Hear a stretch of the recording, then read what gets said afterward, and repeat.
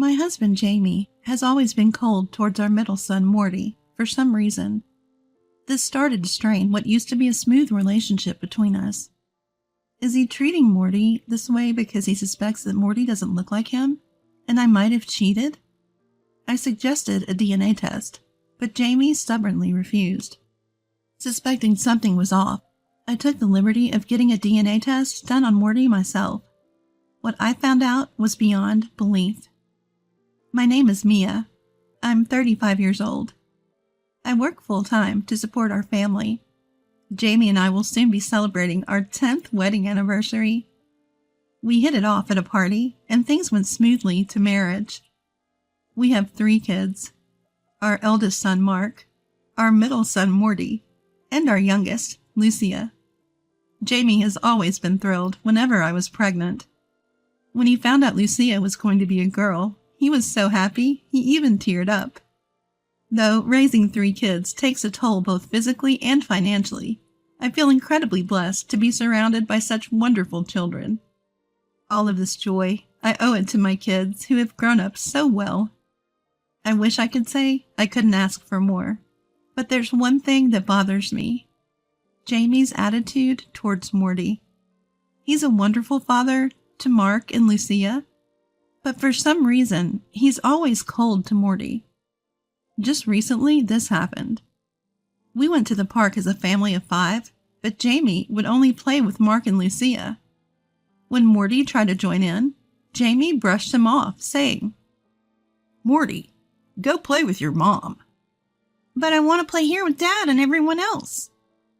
"Enough. I've got my hands full with Mark and Lucia." "All right," Morty said, his face looking as if he's about to cry. Frustrated, I confronted Jamie. "Hey, what's wrong with you? Don't you see you're hurting Morty?" "If you feel that way, why don't you play with Morty?" "That's not the point. Morty wants to play with you." "I told you, I'm busy with Mark and Lucia. I can't entertain all 3. "You don't have to talk to him like that. Look at him. He's about to cry."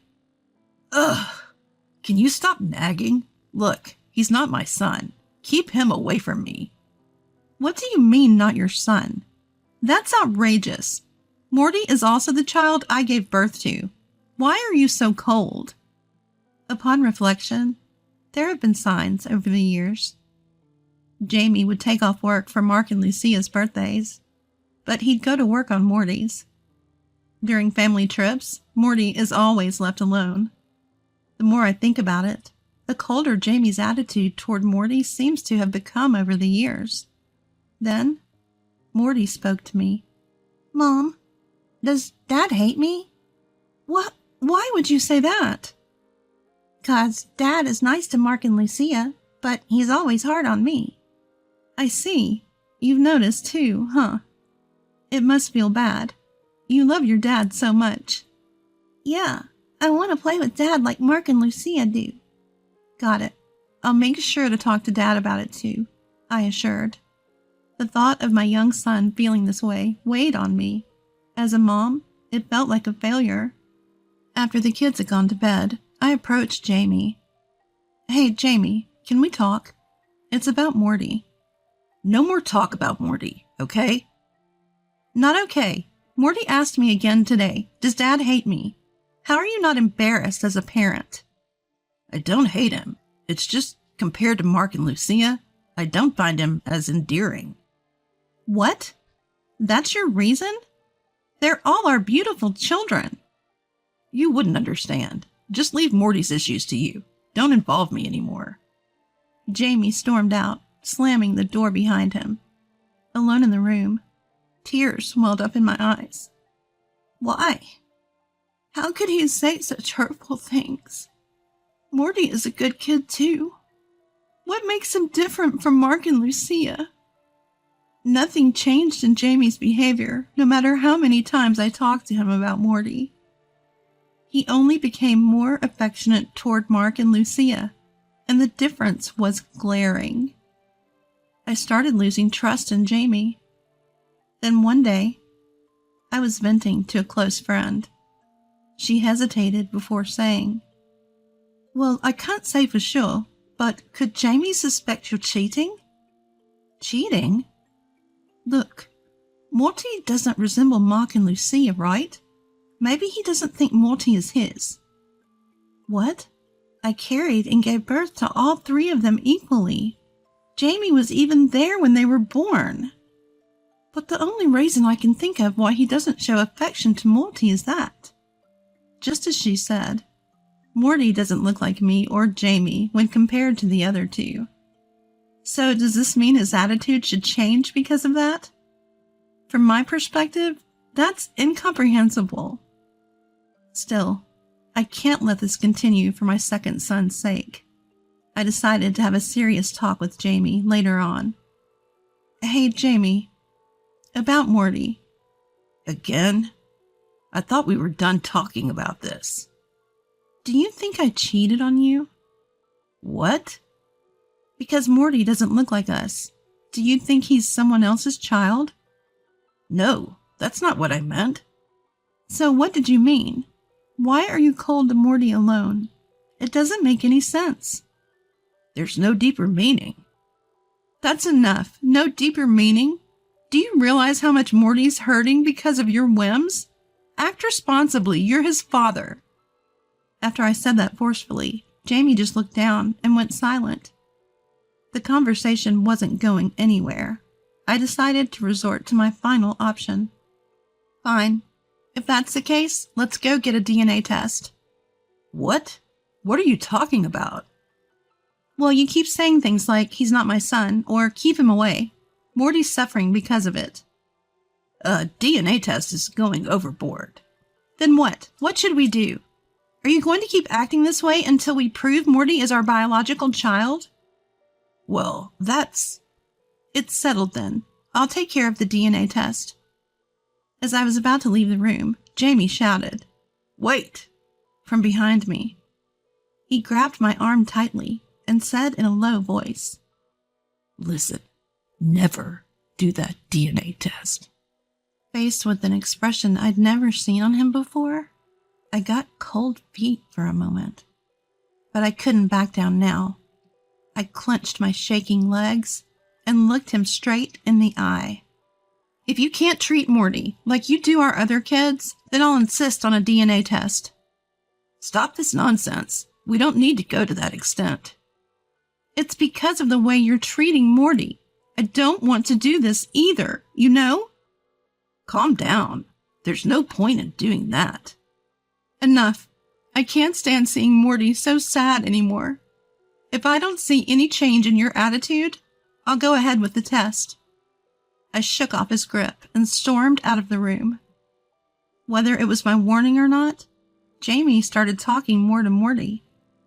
Gradually, Morty began to smile more, and I felt relieved. Then one day, all 5 of us went out for dinner.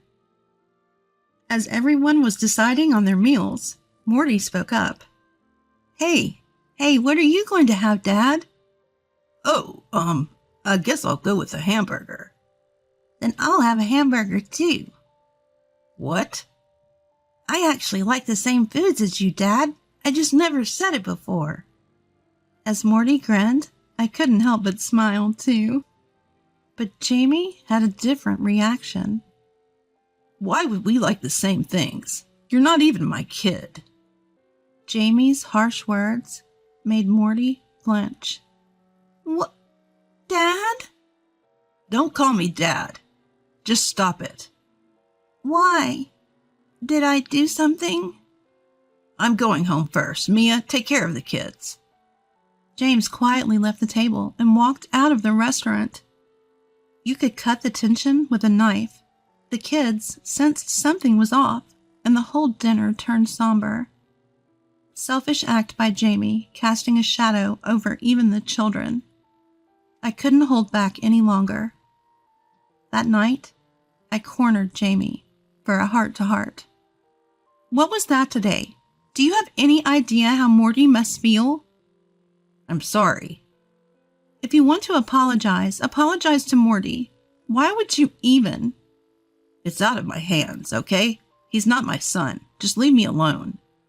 At that moment, my patience ran out. All 3 are our children. No difference. And yet, he can say such a thing so easily. There's no time to hesitate. I have to change the situation for Morty ASAP. The next day, I took a day off from work and left the kids at my parents'. I then headed to the appropriate facility and requested a DNA test. I explained the situation to my parents and decided to stay with them until the results came in. That night, I received an out-of-breath call from Jamie. Hey, Mia, where the heck are you? At my parents'. Me and the kids are staying here for a while. What? Why all of a sudden? To spare the kids any more pain. You know what I'm talking about. Well? Don't call us until you hear from me. Goodbye. Hey, wait a... Ignoring Jamie, who started to say something, I hung up the phone. My parents back home were worried too, but all we could do now was wait. Several days later, an unexpected truth came to light. I secluded myself in my room and opened the envelope containing the DNA results. My heart felt like it was going to leap out of my chest. Its beats were that loud. Seeing the results, I couldn't believe my eyes. What? This has to be a joke! According to the DNA test, Morty had no blood relation to us at all? He wasn't Jamie's child, nor was he mine? What the heck is going on?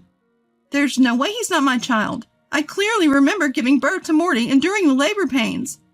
But the test results couldn't be lying. The names written were correct. In my shock, my mind went blank. I decided to leave the kids with my parents and head back to confront Jamie. I handed him the test results and interrogated him without mercy. What does this mean? You can't be. These are the DNA test results you've been refusing. Explain. You know something, don't you? Well, My husband fell silent, his eyes darting around evasively. At that last moment, I was incredibly angry at him for not facing the truth. That's enough. I don't know what you're hiding, but the results are out. Has this got something to do with why you've been so cold to Morty? No, it's just... If you won't speak up, I'll go back to the maternity clinic where I gave birth to Morty. I'll even call the police if I have to. Are you okay with that? Raising my voice, Jamie finally gave in and muttered, All right. Then he spilled a shocking truth. Morty isn't our child.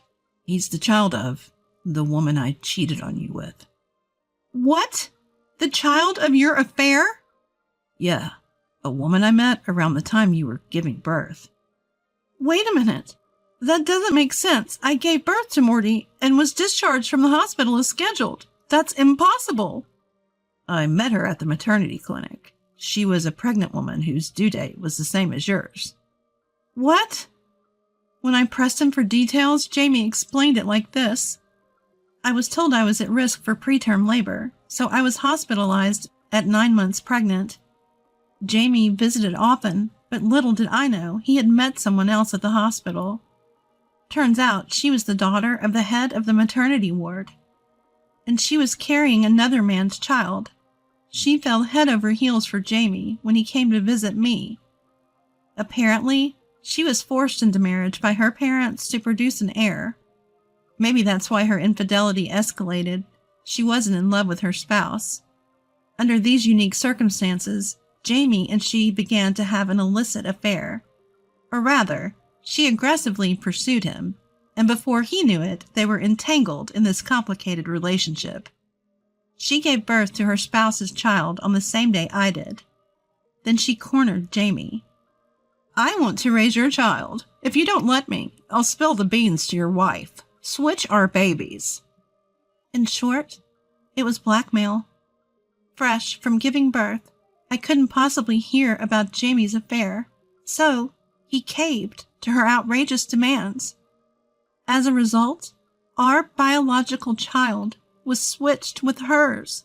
In the hospital, Morty, who is really her child, came home with me.